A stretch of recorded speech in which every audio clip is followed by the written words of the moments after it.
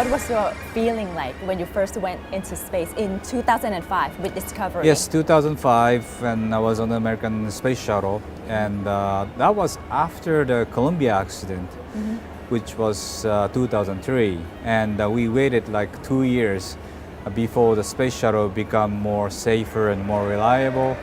And then after a long wait, I went to space, and I feel just wow, this is very cool. And what we did, I did 3 spacewalk, and I helped build the space station with the robotic arm and bring lots of new science experiments for the space station crew.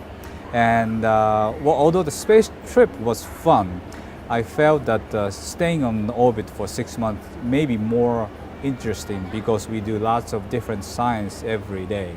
So after my first flight, my next goal became the long duration flight member to stay in space station for 6 months, which became true in 2009. What was all your spacewalks like? In television, they look very risky actually. Okay. Spacewalk itself is actually very quiet because all you can hear is your body, the crewmates talking over the radio, and it's actually a really quiet, cozy place. Now keep in mind that the space itself is very dangerous environment. If you lose air, if it's like a cut your glove, and then you lose air, you'll be out.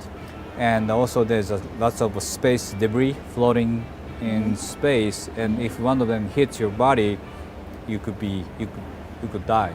So it's true, it's very dangerous environment, but we control the dangerous by all the training and also the helping with the body, and to feel like, hey, this is very easy place to do business. So I did 3 spacewalks, total of 20 hours, and I always feel very rested and very relaxed. Now your second experience in space was with the Soyuz. Yes. That was in 2009. Yes. Was the experience similar to the one you had with Discovery? Well, all the space flight is similar in one case. You will get into the spacecraft, and we feel the vibration, the rockets lift up, and actually like 9 minutes later, you become zero gravity. Even the space shuttle and the Soyuz is almost the same. The difference is, I think the size matters. The space shuttle is huge. It's almost like a building. And I would say like a big ship. So it vibrates very slow and it's more stable. Soyuz is like a Jeep. So it's a very small, very compact. So you have a direct, you almost feel like engines is kicking your body. And it shakes a lot. But the good thing is actually because it's lighter, it's actually accelerates much faster. And you feel like you are in control. You know all the switches around. You can almost feel all the equipments by name. Space shuttle is too big. Nobody knows all the equipment of the building, but you can understand what's going on in Jeep or a small car. So that's what the difference comes, the size. What are the biggest concerns when you go to space? The concern is, I think the hot spot is usually right after liftoff or the time of the landing. And for the space station, the docking is another critical phase. But those, the launch, docking, and landing is the most tense moment for us because anything can happen, and things go wrong. Most of the time, you'll be dead. So those 3 phases really high alert, and to make sure we communicate each other between the crew and to the ground, the control center, so that we know what's going on. And fortunately, our case in two space flight, there's no fatal critical accident happen. So when you come back to Earth, how long does it take for you to adjust back to gravity? It depends on crew member for sure. My case, I'll say, it takes about 10 minutes before I can stand on my feet. And it takes about 1 week before I can drive a car. So that takes, it's not just a physical strength, it's more of like a balance. You stay still, make sure I can walk straight line. Because it's, you can do the physical training in space and make sure that your muscles is strong enough and or bones, not losing bones. But it's really hard to train the balance. Yeah, so that's what it comes from, like 1 week before you can drive a car. What's the main mission of the International Space Station? Main mission is provide the world-class laboratory for all the scientists and engineers in space, because we alone cannot produce a good science project. Most of the project actually comes from a university or the private industries. Hey, this is an interesting topic. Why don't you do the experiment in zero-G environment? And they can compare the result with the zero-G and the ground. So we are trying to provide the experiment facility for all the researchers on the ground. And on most of the outcome is for them, not for us. We are the operator of the facility. Now, the U.S. just stopped its space shuttle program a while ago. Do you think this will be the start of the decline of U.S. space power? I don't think so. Well, it's sad to see one of the greatest space rocket retired, and I really love space shuttle. So it's sad, but but there's lots of new interesting projects starting even in U.S.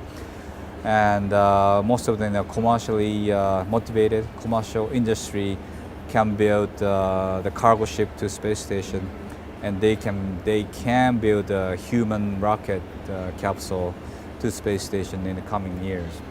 And now Russia still have a Soyuz rocket, and Japan and European countries, we have our own cargo ship already in service. And there's lots of a new project going on to make it human capable.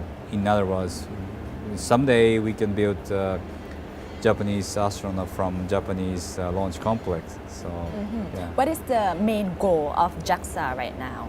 Is it sending man to the moon?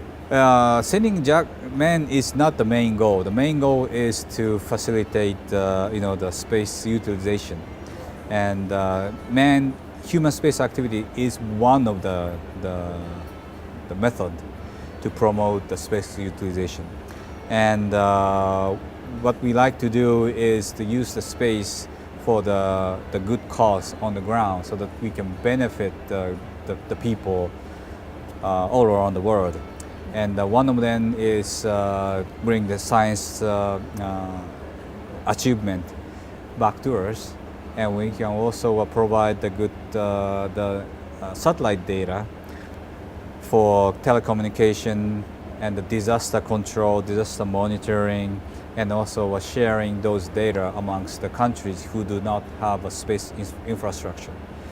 In that case, I think the Asian countries' cooperation is a key, so that we have a technology, we have analysis facility, and we can provide the good data for telecommunication, disaster control, and all those latest space utilization outcome to the rest of the Asian countries.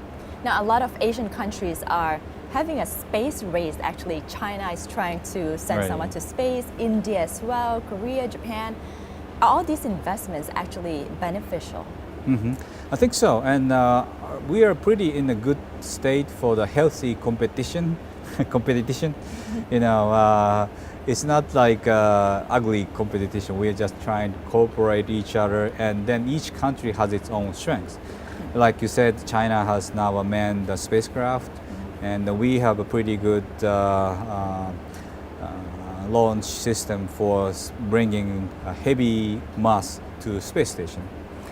And India is trying to build a new rocket, and I think all the smaller partners like Korea and Malaysia, they have their own manned program now. So together we can build a better environment for all the Asian countries.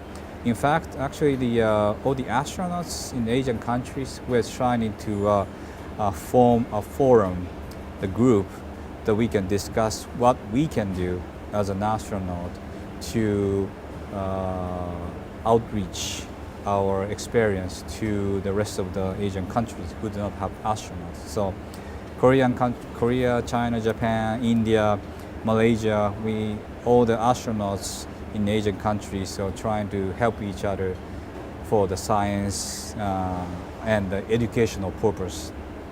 In terms of technologies, how far are Asian countries, those who are trying to develop the space technologies, how far are we from top-notch countries like Russia or the US? Right now, at least China has a manned space rocket, so they're really coming close to top-notch.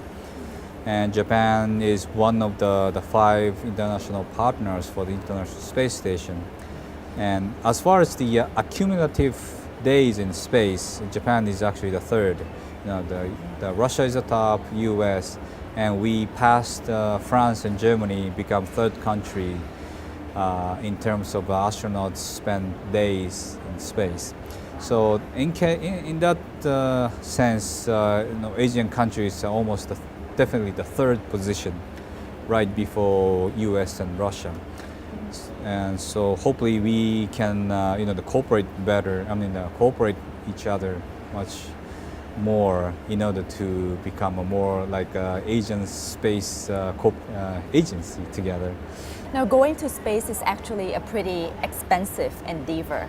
What do we get out of it actually?